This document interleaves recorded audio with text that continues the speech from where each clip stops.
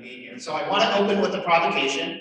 A few months ago, in our bid to get the World Cup, the following pledge was made. Roll the video. We are also committed to sustainability and social impact. Cincinnati is recognized as one of the greenest cities in America. Together, working with Kentucky, Indiana, and Ohio, and all the groups, we're inspired to deliver the first Zero Waste World Cup Games. And we believe that Cincinnati, through its Green City initiatives, and partners like Kroger and P&G, are uniquely positioned to help FIFA meet this ambitious goal. In fact, if Cincinnati is named as a host city, we've pledged that we will work together to bring a zero waste FIFA World Cup to the Americas and bring it to life. So I want to ask the panel, like, how the heck do we do that? And Leon, I'm going to put you on the spot first because I know you're thinking about these things all the time at P&G, but what would it take to really close the loop on that proposition? Yeah, I don't think that's that outrageous. I mean, we could do that. In terms of, you know, I'm trying to can I say I'm not a sucker? Yeah, I hang out at CCM most days, but you know, like for instance, the PureCycle that I just mentioned was kind of plastic recycling. They've already got the Browns contract for all their stadium waste. And, you know, there is no more stadium waste because it's all going to be put back into service. So I think this is just a systems problem. So if we figure out, like, you know, what's the waste, I have no doubt, like, this town is big enough, this area is big enough, we have all the players, that if we put our minds to it, I don't think that's hard. I think it'll be hard to make it affordable, and that's where we need to start early. But I personally believe most of the pieces are there. And what are the players? Like, what are the pieces of the mix to make it all kind of come together? Yeah, I think it's everybody from, you know, enough electric power. It's us that knows how to really make things circular, and how to use as little as possible to clean, to, you know, to give people things to drink. It's probably the waste processors, Rumpke, certainly Kroger, who are logistics specialists. You know, it's all that, but I think no one of us or two of us can figure it out. So we need enough time and enough people, and probably a whole lot of startups with good ideas to make it work. But I love that challenge. I just love the positivity in this room. We can change the world by putting great, brilliant minds together. And so we can take this as far as we want to go.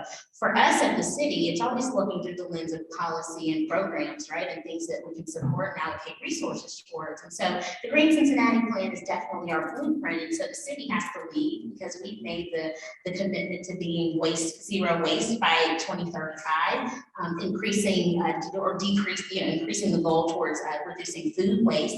So the way that we do that is by looking at how are we incentivizing individuals, residents, residential and commercial spaces to use less waste, you know, food waste, all of these things. And so can we look at policies that make it, that we are taking, you know, not sending so much tonnage to the landfills, and actually maybe we're looking at pay as you throw, right?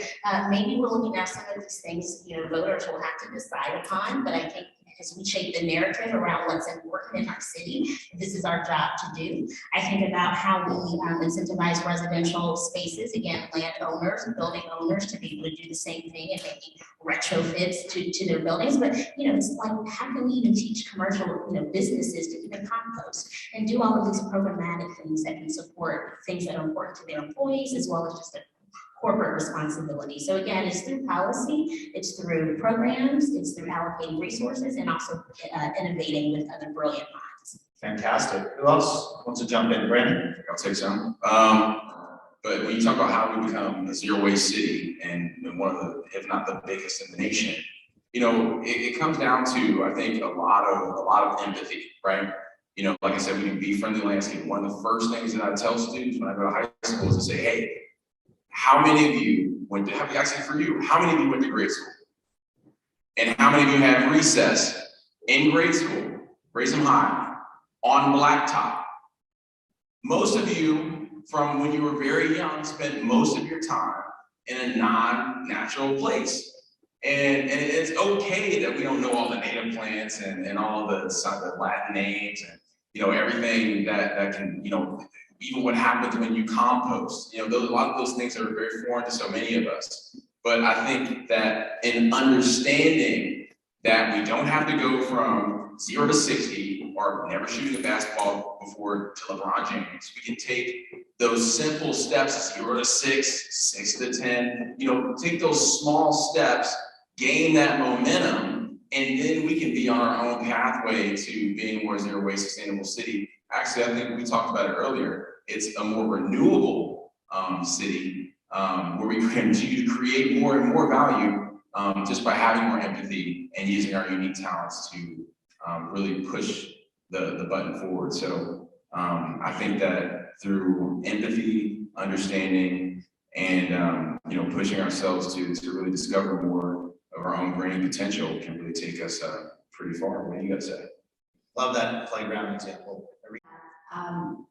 It's a great idea to all be sitting around the table, solving these issues together as a community, as a small and manageable community with all the important players here around the table. However, how do we all become accountable and therefore leading in our own respective areas? How do we ensure that that accountability is there? It's one. And secondly, how do we instill those shared values? Because it does start from a very early age. And how do we actually promote that these are community values that we're cherished here? So those are the two things I just wanted to You can't get. just ask the question. Go ahead. So, first of all, I want to say, I believe we can do almost anything we put our minds to in Cincinnati. And I'm not just being a booster here, I think there are actual reasons for this. First of all, the Midwest has been a cradle for incubation from the very beginning. And Cincinnati has been a cradle for incubation. It's no coincidence that Kroger and Procter & Gamble, two of the most influential companies in the country, the world, are both here. And the innovation that drove those companies, you know, initially probably dates back to the time when this was still a beer hall. So Cincinnati's been innovating for a long time, but I'll give you 3 reasons why I'm excited about what we can do here right now. And some of these may have applied back in the 1880s too. You guys can think about it. So number 1, the fact that in some ways we are outside the national spotlight, off the national stage. Now that's not to say the world is not paying attention to what's going on here in Cincinnati.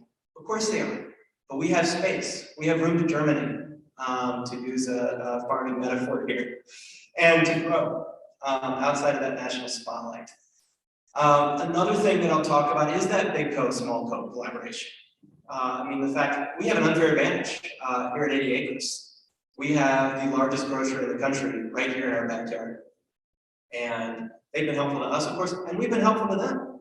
We're helping them deliver on their core promise right now, which is delivering fresh to their customers, delivering fresh and nutritious produce to their customers. And helping them deliver on zero waste by taking so many steps out of the conventional supply chain, taking so much waste out of the traditional way produce is distributed and sold. And then the last, you know, our safety net here, it goes beyond just the big codes. We have a great story that I'll hopefully have the opportunity to get into a little bit more later. We're actually up in Hamilton, Greater Cincinnati. We work so closely with the city of Hamilton right now. Well, I'll tell you a really quick story here, and then we'll move on. I was hosting the mayor of Middletown in our offices last week. And some of you may know, we're actually in the city building in Hamilton. Our CEO, Mike, who's here today, is working in the city manager's office, former office. He gave it to us. So I'm riding up the elevator with the mayor of Middletown and with her city manager, and I see them sort of looking at each other, you know. And we get up to the lobby, and the door's open, and finally she turns to me and she goes, "Okay, seriously, you're in the city building? You're in the Hamilton city building?" I said, "Yeah." She said, "God, we must really like you guys." Well, what it is they're willing to take a big chance on us. They're willing to integrate us into that city. And we see similar things happening here in Cincinnati. And with that kind of support, guys, we really can't do anything. All righty, fantastic.